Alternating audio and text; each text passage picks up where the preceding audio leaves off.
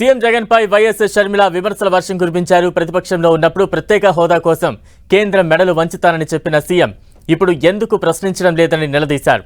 BJP ప్రభుత్వానికి YCP ఊడిగం చేస్తోందని విమర్శించారు. గాంధీ కుటుంబం ఏ ఒక్కరికి అన్యాయం చేయలేదని షర్మిల తెలిపారు.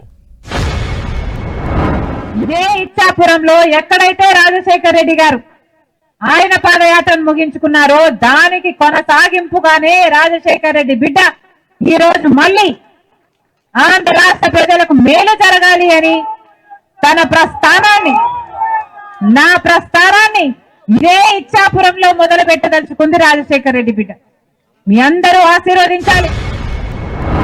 ఇలా రాజశేఖర రెడ్డి గారు కాంగ్రెస్ పార్టీకి ఎంత చేశారో రాజశేఖర రెడ్డి గారి కోసం కూడా కాంగ్రెస్ పార్టీ అంతే చేసింది. ఈ రోజు వరకు కూడా రాజశేఖర రెడ్డి గారిని మెత్తిన పెట్టుకుంది కాంగ్రెస్ పార్టీ. సోనియా గాంధీ గారు అయితేనేమి, రాహుల్ గాంధీ గారు అయితేనేమి వాళ్ళతో మాట్లాడినప్పుడు నాకు వాళ్లకు రాజశేఖర రెడ్డి గారి పట్ల ఎంత గౌరవం ఉందో నాకు అర్థమైంది. ఒక మతాన్ని రెచ్చగొట్టాలి, ఇంకో మతాన్ని అవమానించాలి. ఇదే బీజేపీ పార్టీకి తెలిసిన రాజకీయం. మతం పేరుతో చిచ్చు పెట్టాలి, ఆ మంటలో వీళ్ళు చలి కాచుకోవాలి. ఇదే బీజేపీ పార్టీకి తెలిసిన రాజకీయం.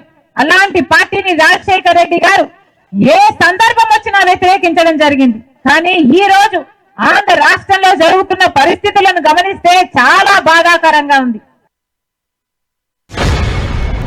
ఈ రోజు ప్రభుత్వంలో ఉన్న అందరు ఎమ్మెల్యేలు, ప్రభుత్వం సైతం, ముఖ్యమంత్రి గారు సైతం బీజేపీ పార్టీకి ఊడిగలు చేస్తున్నారు. బీజేపీ పార్టీకి బానిసలైపోయారు. ఆంధ్ర రాష్ట్ర ప్రజలను కూడా బీజేపీ పార్టీకి బానిసలు చేయాలన్న ప్రయత్నం చేస్తున్నారు. ఒక్క విషయంలో కూడా బీజేపీ పార్టీకి వ్యతిరేకించ